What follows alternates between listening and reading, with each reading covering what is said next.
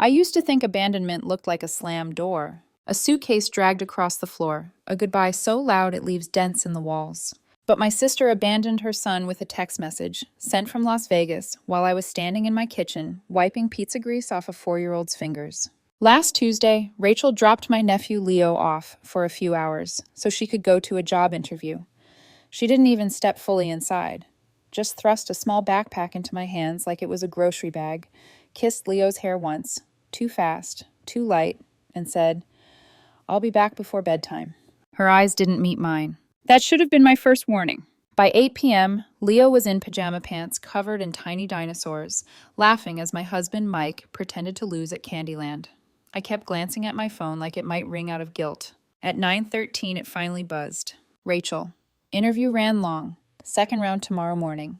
Can he stay overnight? I'll pick him up before noon." Mike's jaw tightened so hard I could hear it click.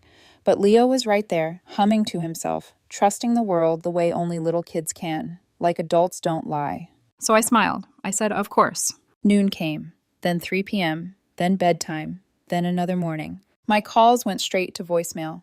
My texts sat there, green bubbles in a dead ocean, while Leo started asking the question that makes your stomach drop through the floor.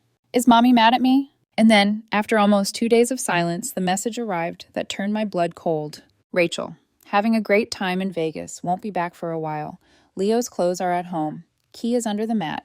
I read it 3 times because my brain refused to accept it. A while turned into a phone call days later, Rachel's voice swinging between breathless excitement and something darker, hollower, until she finally said the sentence that cracked my life down the middle. "I'm not coming back, Emma. Not yet, not soon, never." And that was only the beginning, because the moment I tried to do the responsible thing, Rachel didn't beg. She threatened. She promised she'd make me regret it. And suddenly my home wasn't just too small for a child. It was too small for the fear that moved in with him. I'm Emma, 25, and the kind of person who used to believe that if you just stayed consistent, paid your bills on time, showed up for people, kept your word, life would eventually reward you with peace. Not a perfect life, just a quiet one. I work as a marketing coordinator for a mid-sized company downtown. The job is fast, deadline-driven, always one email away from turning into an emergency.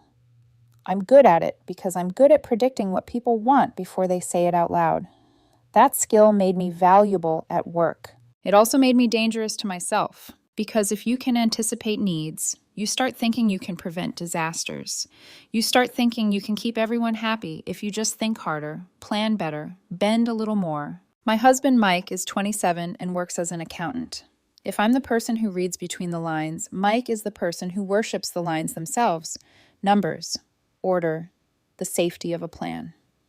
We met in college during a group project neither of us wanted. I was the one who color-coded the slides. He was the one who built the spreadsheet that tracked who did what. We annoyed everyone else with our competence and then ended up grabbing coffee afterward, laughing about how we were both secretly furious at the same 2 people who never showed up. That was how it started. Shared frustration, shared discipline, shared hunger for a stable life. Both of us came from families that made home feel like walking through a room full of glass. One wrong step and you bled. We promised each other, quietly, without even meaning to, that whatever we built would be different. A place that didn't shake. We married young, partly love, partly relief. Relief that we'd found someone who didn't treat responsibility like a burden. Someone who understood that stability isn't boring when you've grown up without it. And then there was Rachel, my older sister by 8 years. 33 and always moving, like the world was either chasing her or waiting to crown her. When we were kids, Rachel was the storm, and I was the person who watched the sky, trying to predict when it would break. She was bold, mouthy, magnetic. Teachers either loved her or dreaded her. Boys followed her like she had gravity. Adults called her spirited, which is a softer word for unmanageable. Our parents weren't safe people, not the kind you call when you're scared, not the kind you go home to when you're broken. Rachel took the first exit she could, married too fast, moved too far, and spent her 20s trying to outrun the parts of herself that still sounded like them. I took a different path: school, work, keeping my head down, building a life with boundaries so thick nothing could squeeze through. Rachel had Leo when she was 29. His biological father disappeared before Leo was born, gone like a light switch flipped off, leaving Rachel to carry the entire weight alone. For a while, she dated a man named Mark. Mark wasn't Leo's father, but he played the role for a couple of years, showed up at birthdays, bought dinosaur pajamas, took pictures like he belonged in them. Then their marriage collapsed anyway. By the time I was planning my own wedding, Rachel was already divorced, exhausted, and brittle. Even after our relationship got strained, I stayed connected to Leo because he was innocent. Because he'd run into my arms at family gatherings and press his little face into my shoulder like I was something safe. Because when Rachel spun out, Leo was the one left standing in the debris. 5 months before everything happened, Rachel and I had our worst fallout. It was at a family dinner, one of those forced, let's be normal gatherings that feel like acting in a play nobody rehearsed. Rachel left her purse on a chair. Later, she claimed cash was missing, and she looked straight at Mike. "He did it," she said, voice calm in that terrifying way calm people get when they're convinced they're right. "He stole from me." Mike went pale, not guilty pale, insulted pale. He'd never stolen anything in his life. But Rachel didn't care about proof. She cared about the feeling of being wronged. It gave her a story to hold on to. That night ended with slammed doors, accusations, and me standing between my sister and my husband like a human shield, shaking with a rage I didn't know I had. After that, Mike wanted nothing to do with Rachel. But Leo still called me Auntie Emma with complete trust. So when Rachel texted last Tuesday asking me to watch him for a few hours, I hesitated. Then I remembered Leo's small hand in mine, his bright little voice saying my name like it meant something. And I said yes. I didn't know I was saying yes to a life-altering emergency. Even before Rachel vanished, something about that evening felt off. She didn't come inside when she dropped Leo off. Normally she lingered, complained about traffic, criticized my throw pillows, made some half-joking comment about how must be nice my life looked from the outside. That night she hovered at the doorway like the apartment was burning behind her. Her eyes were darting. Her phone never left her hand. "Back by 8, she said, already turning away. I almost asked, "Are you okay?" But years of being Rachel's sister had trained me to swallow questions that might explode. Leo, of course, was pure joy. He ran in like this was a vacation, dumping his tiny backpack on the floor and immediately showing Mike a plastic car he insisted was super fast, even faster than Uncle Mike's car. Mike forced a smile, crouching to Leo's level, nodding and listening. But I saw the tension in his shoulders. Mike never forgot what Rachel accused him of, and I never forgot how quickly she believed it. Still, the night itself was easy. Pizza grease on paper plates, Leo insisting on choosing the board game and then changing the rules halfway through because the dinosaur gets extra turns. I laughed more than I had in weeks. There was something grounding about a child's logic. Simple, emotional, unapologetic. At 8 o'clock, I checked my phone. Nothing. By 9, when Rachel finally texted about the interview running long, my stomach clenched. Not because of the overnight stay, that was manageable, but because of the assumption.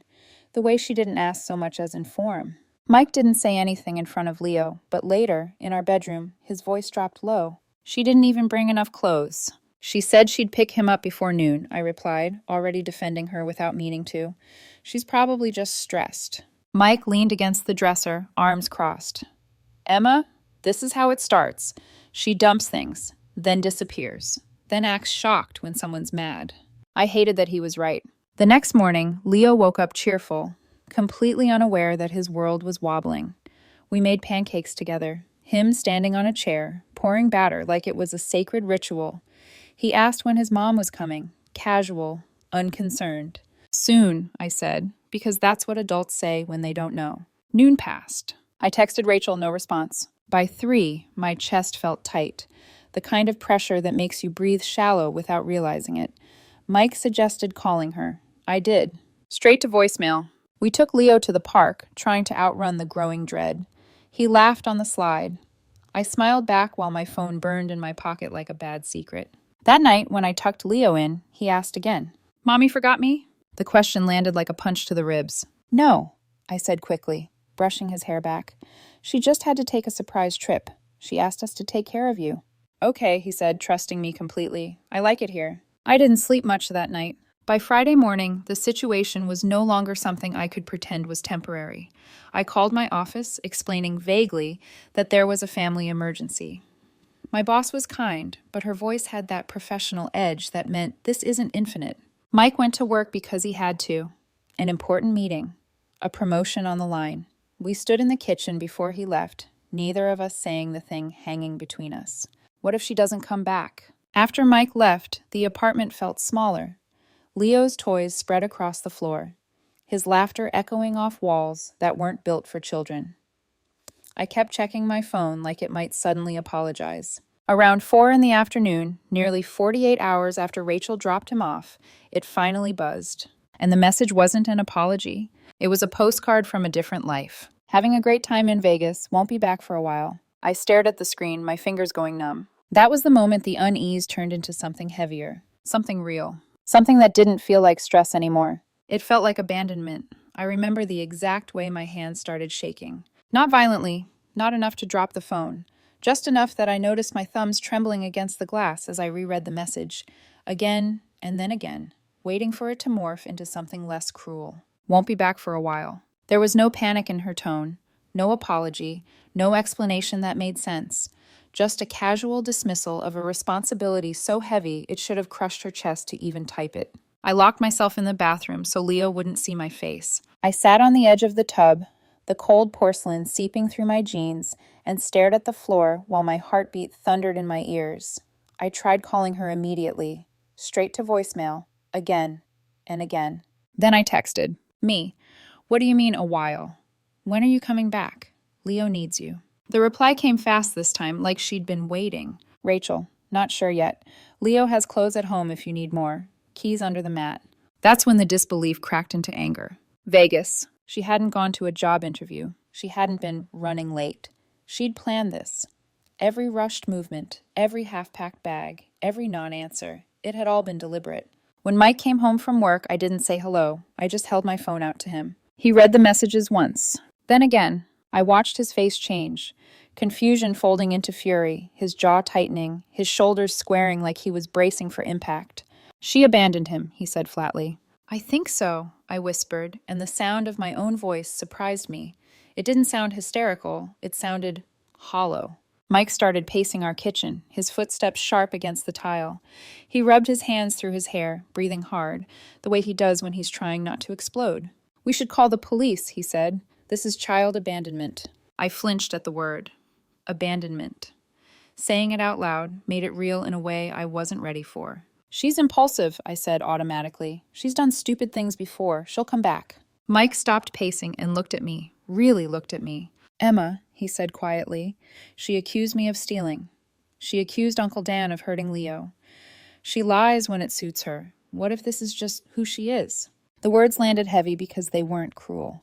They were accurate. That night, after Leo fell asleep on the pull-out couch, clutching his stuffed dinosaur, I finally got Rachel on the phone. Her voice was wrong. Too fast, too bright, then suddenly flat, like a switch flipping back and forth. She talked about how free she felt, how tired she was of scraping by, how being a single mother had drained her dry. She laughed at things that weren't funny, then went silent for long stretches like she'd fallen into a hole. When I asked the question I'd been holding in my throat all day, "When are you coming back for Leo?" the silence stretched. Then she said it. "I'm not coming back, Emma." The room tilted. "What?" I breathed. "Rachel, he's 4. He's your son." "I can't do this anymore," she said, her voice breaking and hardening at the same time. "My whole life has been sacrifice. Our parents. That deadbeat who got me pregnant. Mark. I never got to live." "So you just leave him?" My hands were gripping the edge of the counter now, my knuckles white. "You don't get to opt out of being a mother." "I deserve happiness," she snapped. "Leo will be better off without me. He's got you." I felt something tear inside my chest. "You don't get to decide that," I said, my voice shaking. "You don't get to dump your child on me and disappear." She started crying then, loud, messy sobs that felt performative even through the phone. "I'm turning my phone off," she said suddenly. "Don't try to find me." And then the line went dead. I stood there for a long time after the call ended, staring at the dark screen like it might blink back to life and take everything back. Behind me, Leo shifted in his sleep. I looked at his small body, curled trustingly in my living room and felt the full weight of what Rachel had done slam into me all at once. This wasn't a misunderstanding. This wasn't a delay. This was a mother choosing herself and leaving a child behind like luggage. And in that moment, I knew one thing with terrifying clarity. Nothing about our lives was going to be the same after this. Shock doesn't look the way movies make it seem.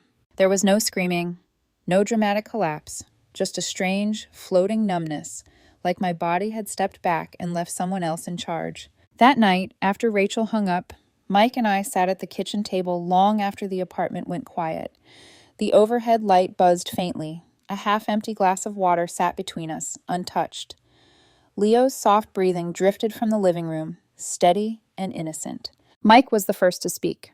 "We can't just pretend this is temporary." I nodded slowly. My throat felt tight, like every word had to squeeze past something swollen. "She said she's not coming back," I said. "Not soon, not at all." Mike exhaled hard through his nose, staring at the tabletop. "Then we need to think like adults, not siblings, not emotional placeholders." The words stung, even though they were fair. "I know," I said, "but he's not a problem to solve. He's a kid."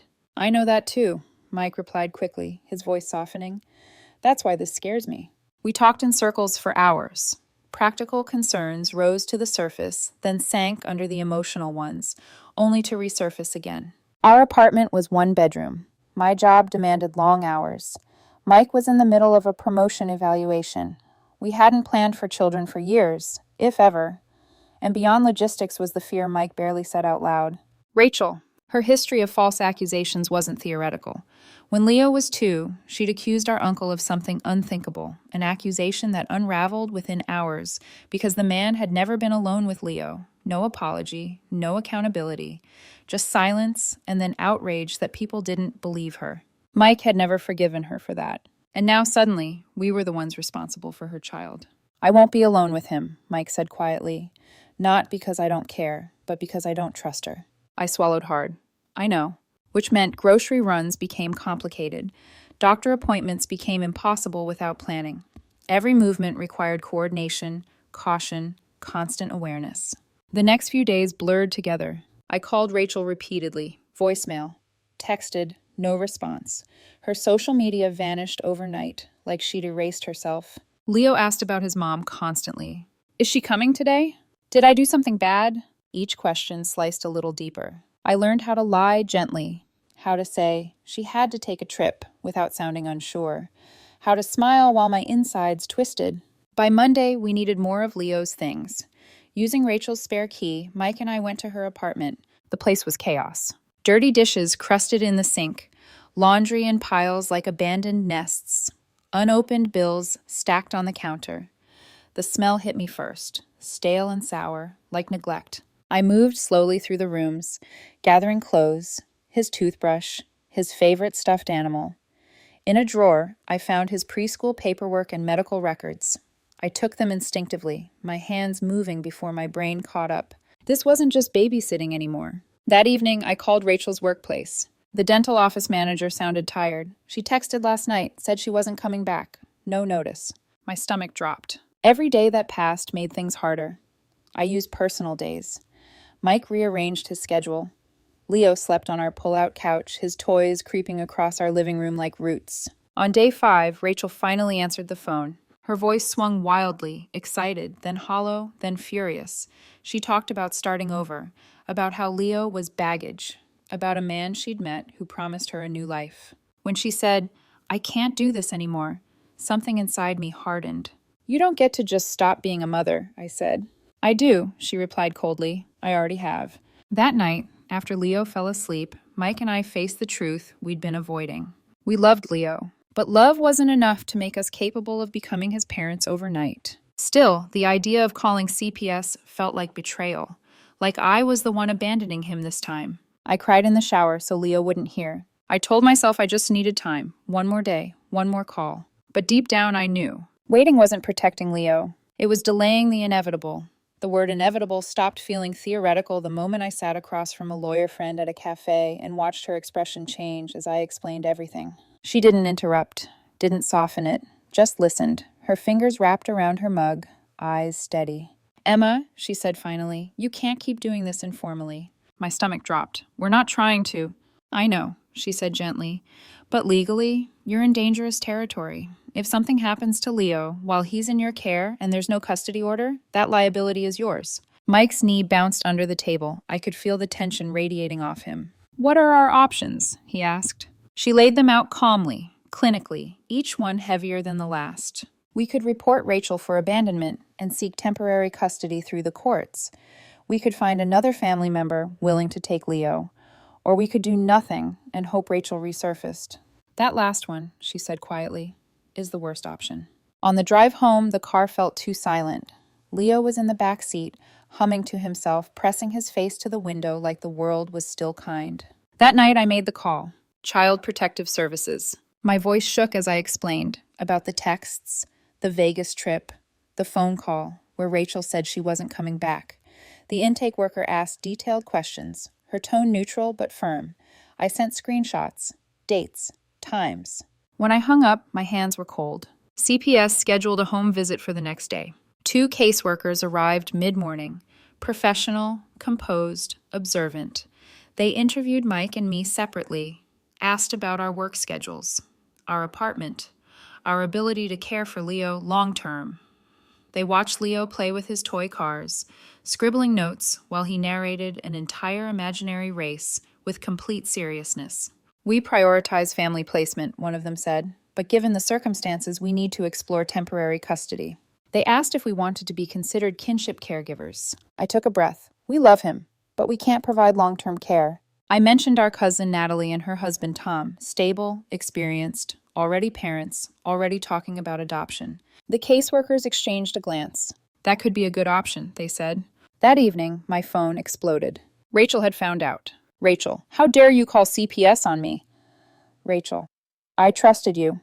Rachel, you'll regret this.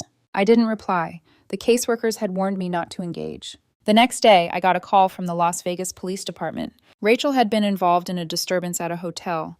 She'd threatened self-harm after learning about the CPS report. She was being taken to a hospital for psychiatric evaluation. The officer asked if I knew her boyfriend. I said no. He told me the man had left the hotel before police arrived. I hung up and stared at the wall. Despite everything, she was still my sister.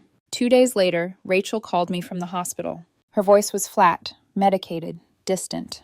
And then she said things I will never forget. She threatened my pets, my job, Mike. I recorded the call with shaking hands and reported it immediately. That changed everything. CPS expedited Natalie and Tom's background checks. A home study was scheduled. The case shifted from uncertain to urgent. Meanwhile, Leo started having nightmares. He woke crying, asking for his mom. I told him she was sick and needed help, that he was safe, that he was loved. I cried in the shower again, quietly, efficiently. Mike started working late, trying to compensate for missed time. The stress seeped into everything. We had our first real fight since Leo arrived, about money, about fear, about whether we were failing everyone. A week after Rachel's hospitalization, Mark, her estranged husband, called. She showed up at my place, he said, exhausted. She's supposed to be on medication. I don't know if she's taking it. Natalie and Tom's home study was approved shortly after. CPS scheduled a transition meeting. Leo spent his first overnight with them that weekend. When we picked him up, he was glowing, talking about the backyard, the pancakes Tom made, the toys he shared with his cousin. I felt relief and guilt collide in my chest. Then CPS called again. Rachel had shown up at Natalie and Tom's house, demanding to see Leo. Police were called. She left before they arrived. An emergency hearing followed. Temporary custody was granted to Natalie and Tom. A protective order was issued. The day we drove Leo to their house for his extended stay, I couldn't stop crying. Why are you sad? He asked. I'll miss you, I said, forcing a smile. But you're going to have so much fun. The drive home was silent. When we walked back into our apartment and saw Leo's toy car on the coffee table, I nearly broke. That night, Rachel called again. Low, controlled, terrifying. I called the police. Then came the emails. Anonymous accusations sent to my workplace. To Mike's. False, detailed, malicious. We documented everything. Installed cameras. And tried, desperately, to keep living. But the chaos kept tightening, like a noose we couldn't see. And we were far from the bottom yet. There's a particular kind of exhaustion that doesn't come from lack of sleep.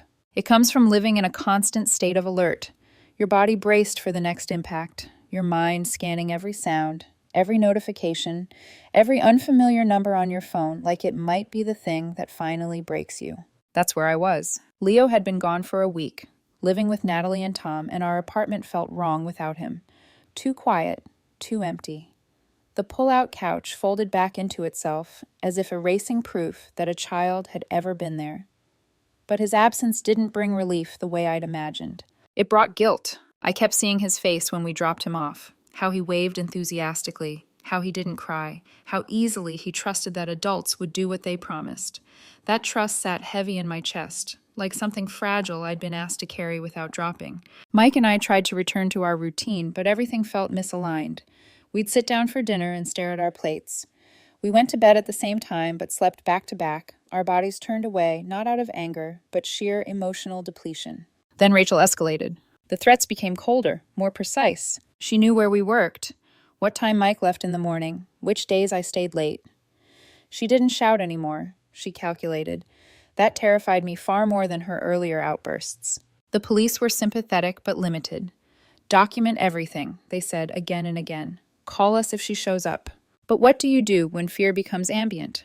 When it hums beneath everything you touch? The worst blow came quietly. Mike lost his promotion. His manager called him into the office and closed the door. Mike came home that night with his tie loosened, his eyes glassy in that way that meant he'd been holding it together for hours. They gave it to someone else, he said simply. I didn't say anything at first. I just reached for his hand. They said my performance dipped, he continued. Too distracted, too many absences. The words weren't cruel, they were factual, and that somehow made them worse. That night, Mike had his first panic attack. I found him sitting on the bathroom floor, back against the tub, breathing fast and shallow, his hands trembling, like they didn't belong to him.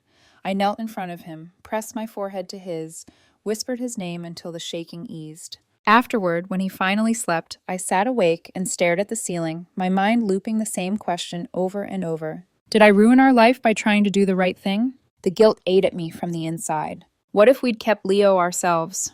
What if we'd tried harder? What if calling CPS had been a mistake? The questions didn't have answers, only sharp edges. Then Natalie called. Her voice was tight, panicked. Someone tried to pick Leo up from preschool, she said.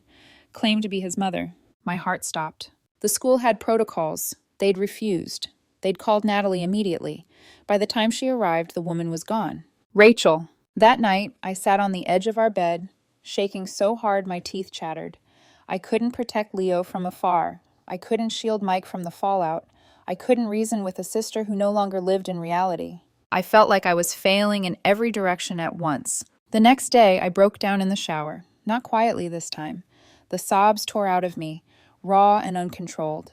I pressed my face into the tile to muffle the sound, my chest aching, my throat burning. I wasn't angry anymore. I was empty. For the first time since this began, a thought slipped into my mind that scared me more than Rachel ever had. I don't know if I can do this anymore. Not legally, not emotionally, not as a sister, a wife, or a functioning adult. That was my lowest point. Not when Rachel abandoned her son, not when the threats started, not even when Mike lost his promotion. It was the moment I realized I couldn't save everyone. And that maybe, just maybe, saving myself didn't make me a bad person. It made me human. The turning point didn't arrive with a dramatic confrontation. It arrived in pieces, quiet, relentless truths stacking on top of each other until the weight shifted something inside me. The first was the court order. After the preschool incident, CPS pushed for an emergency hearing. Mike and I sat in the back of the courtroom, hands clasped so tightly my fingers went numb as the judge reviewed the documentation, the abandonment texts, the psychiatric hold, the recorded threats, the attempted pickup. When the judge granted a stronger protective order, 500 feet, no contact, mandatory mental health evaluation, I felt something loosen in my chest for the first time in weeks. Rachel wasn't in the room. She hadn't shown up. The second truth came later that week, quietly from Natalie. Leo's sleeping through the night, she said during a video call. He still asks about his mom sometimes, but he laughs more now. I watched Leo on the screen, proudly showing me his new dinosaur sheets, his hair sticking up in a way that meant he'd been running hard and sleeping deep. He looked safe. Not confused, not broken. Safe. And the third truth, the one that finally shifted everything, came from Mike. We were sitting on the couch, the security camera feed glowing silently on the TV. He took a deep breath before speaking, like he was bracing for something. "I don't resent you," he said. I turned to him, startled. "I've been angry," he continued, "scared, exhausted, but not at you." Tears burned behind my eyes. I kept thinking, if I'd just said no to Rachel, none of this would have happened, I whispered. Mike shook his head. "She would have done this anyway. You didn't cause it. You just stopped it from getting worse." That night, for the first time in weeks, we slept facing each other. A week later, CPS called with another update. Rachel was pregnant. The father was the man she'd gone to Vegas with. The words hit like ice water. Another child, another life about to be pulled into chaos. The caseworker explained calmly that this would extend any reunification timeline, that Rachel would need to demonstrate stability for both children. I felt sadness, but also clarity. Rachel wasn't spiraling because of CPS. She'd been spiraling long before any of us intervened. Natalie and Tom began the process of becoming licensed foster parents. Training sessions, home inspections, paperwork. Watching them step up, deliberately, willingly, was humbling. They chose Leo. And then came the call I'd been waiting for without realizing it. CPS approved Natalie and Tom for temporary guardianship. 6 months, a trial period, with the option for permanence if Rachel failed to comply. I cried, not from grief, but relief. The power shifted. Not to me, not to Rachel. To stability. The day Leo officially moved in with Natalie and Tom, I hugged him tightly, breathing in the scent of his shampoo, memorizing the weight of him in my arms. "I'll call you every day," I promised. "I know," he said confidently. "You always do." On the drive home, something inside me finally settled. I hadn't failed him. I'd protected him the only way I could. That night, when Rachel called again, her voice low, threatening, controlled, I didn't freeze. I hung up. I called the police. I documented. I stopped hoping she'd change. Because hope, in this case, was dangerous. Acceptance was power. And for the first time since this began, I wasn't reacting anymore. I was choosing. The consequences didn't crash down all at once. They arrived slowly, methodically, like gravity, finally remembering it existed. For Rachel, the unraveling began quietly. She missed the next court hearing, then the one after that. CPS documented everything. The unanswered calls, the failure to enroll in therapy, the missed drug screenings, the lack of stable housing. Each unchecked box pushed the case further away from reunification and closer to something permanent. Meanwhile, her attention shifted from Leo to me. The harassment escalated again, but this time it was sloppier. Desperate. Anonymous emails hit my workplace, accusing me of stealing from clients. Mike's company received similar messages. The lies were elaborate but inconsistent, unraveling under even the lightest scrutiny. Both our employers called us in. I sat across from my manager, hands folded in my lap, and told the truth, every ugly, unbelievable detail. She listened without interrupting, her face tightening as the story unfolded. When I finished, she exhaled slowly. "I'm so sorry you're dealing with this." She offered flexible hours, support, trust. Mike's boss reacted the same way. Rachel's attempts to destroy us failed, not because we fought back loudly, but because the truth was stronger than her chaos. Then came the incident that finally tipped the balance. One night, after we'd blocked yet another new number, we woke up to find Mike's car with 2 slashed tires. Clean cuts. Intentional. We couldn't prove it was Rachel, but we didn't need to. The police report joined the growing file. Security cameras went up. Phone numbers changed. Our lives narrowed into careful, deliberate movements. Rachel resurfaced briefly through a lawyer, claiming we'd manipulated the situation to steal her son. Our attorney dismissed it within minutes. There was no legal ground, only noise. And then the noise stopped. 4 months after the protective order was issued, Rachel violated it. She showed up at my workplace. Security escorted her out. The police arrested her. She spent 2 weeks in jail. When I got the call, I didn't feel satisfaction. I felt tired. By then, Leo had been living with Natalie and Tom for 8 months. He turned 5, started kindergarten, built routines that didn't include fear. Natalie sent me pictures of his dinosaur-themed bedroom, his first school art project taped proudly to the fridge. Tom taught him how to ride a bike. Leo called them home without hesitation. And when the court granted permanent guardianship, it felt right. Rachel had been given chance after chance. She hadn't taken a single one. 3 months later, she gave birth to a baby girl. CPS was notified immediately. The baby tested positive for substances and was placed in foster care. When Mark told me, his voice was heavy with resignation, not shock. Rachel blamed everyone but herself. She always had. That was the final consequence. Not jail, not court orders, not lost custody. It was the pattern repeating itself, unchanged. And this time, no one rushed in to clean up the wreckage. As for Mike and Amy, the fallout reshaped us too. We moved to a new apartment, secure building, better lighting, quieter neighbors. We changed our numbers, locked down our social media. We started marriage counseling, not because we were breaking, but because we'd nearly been crushed by something that wasn't ours to carry. The counseling didn't erase what happened, but it gave us language for it. Grief, guilt, fear, resentment, love. We learned that surviving together doesn't mean surviving unscarred. It means surviving honestly. Rachel lost her credibility, her access, her control. Not because we punished her, but because reality finally did. And Leo? Leo gained something Rachel never could give him: consistency. 6 months after the court granted permanent guardianship, something inside me finally went quiet. Not healed, not erased, but settled. Leo had been living with Natalie and Tom for almost a year by then. He started kindergarten with a backpack almost bigger than his torso, proudly announcing that he was a big kid now. He talked about school projects, about dinosaurs, about learning to write his name.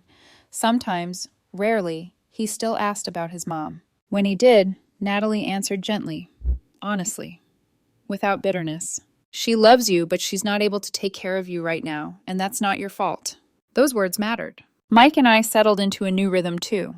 We visited Leo once a month, made video calls every week. We became the fun aunt and uncle, the ones who brought silly gifts, who planned trips to the zoo, who listened without asking too many questions. And that role, it fit. We moved into a safer apartment. Mike found a new job, better pay, less stress. I received a promotion I hadn't even realized I'd been aiming for. We started saving seriously, talking about the future again, not the one we'd been forced into, but the one we were choosing. Rachel faded into the background. After her arrest and psychiatric evaluation, the harassment stopped. Whether she finally understood consequences or simply moved on to something else, I don't know. I stopped needing to know.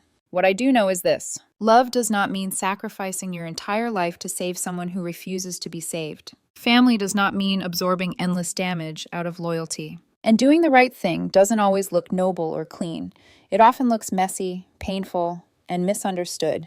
People judged us. Some said we should have taken Leo ourselves, no matter the cost. Others said we should have cut Rachel off sooner. A few quietly disappeared from our lives when we refused to play the role they wanted from us. I let them go, because the outcome speaks louder than opinions. Leo is safe, loved, stable. Mike and I are still standing, scarred, yes, but stronger and more honest with each other than we've ever been.